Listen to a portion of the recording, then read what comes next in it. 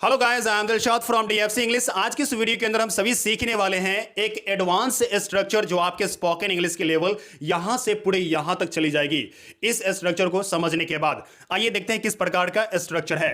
Okay, सबसे पहले करेंगे क्या कि सब्जेक्ट का प्रयोग करेंगे।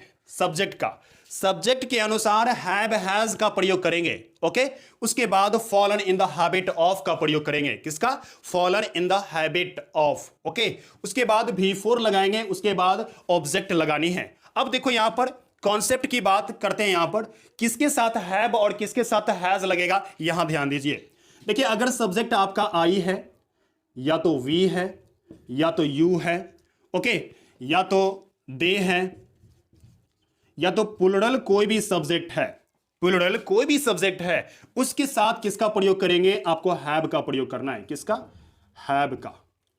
और इन सभी को छोड़ करके सभी के साथ हैज का प्रयोग करेंगे। वो सिंगुलर थर्ड पर्सन होगा। क्लियर है? वो सिंगुलर थर्ड पर्सन होगा, उसके साथ हैज का प्रयोग करना है। क्लियर है? अब चलते हैं आगे की तरफ।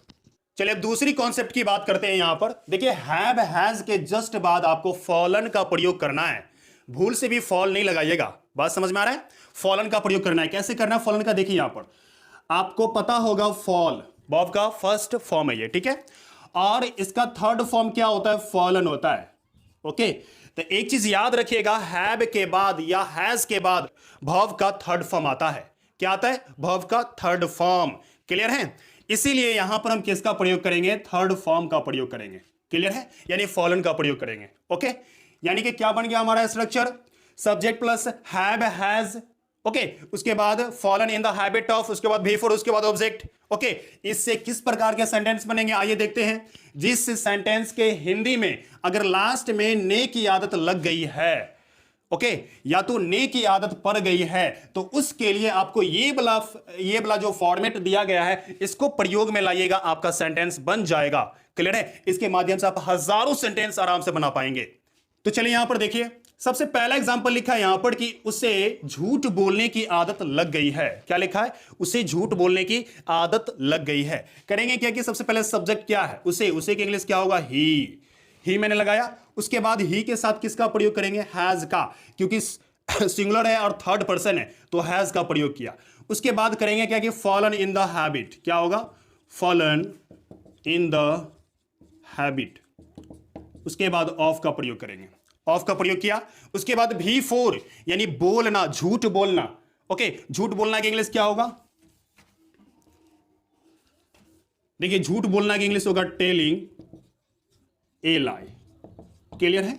बात समझ में आ गया? देखिए सेंटेंस क्या बना? He has fallen in the habit of telling a lie. Clear है? अब देखो यहां पर दूसरे सेंटेंस को देखते हैं।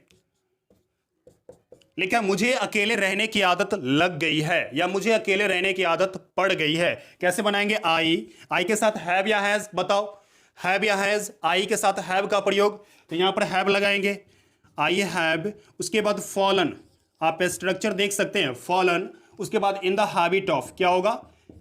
In the habit of. देखिए, ये सभी सेंटेंस जो देख रहे हैं आप डेली बोलचाल में यूज करते हैं। ओके, उसके बाद देखो रहना, किसका प्रयोग? यहां से पूरा हो गया खत्म, ये भी हो गया। आप सिर्फ रहना अकेले का इंग्लिश रह गया। ठीक है, तो रहना आपका वर्ब है, इसका जो है फोर्थ फॉर्म लिखिएगा, यानी रहना, लिविंग अलोन।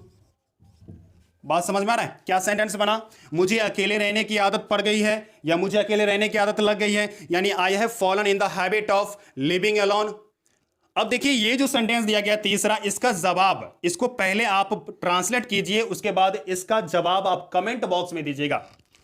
इसको यूज करके आप कम से कम 10, 12, 15, 20 जितना हो सके आप प्रैक्टिस कीजिए और आपकी स्पोकन इंग्लिश बहुत अच्छी हो जाएगी। ओके, फिर मिलते हैं अगले वीडियो में अगले स्ट्रक्चर के साथ, अगले टॉपिक के साथ।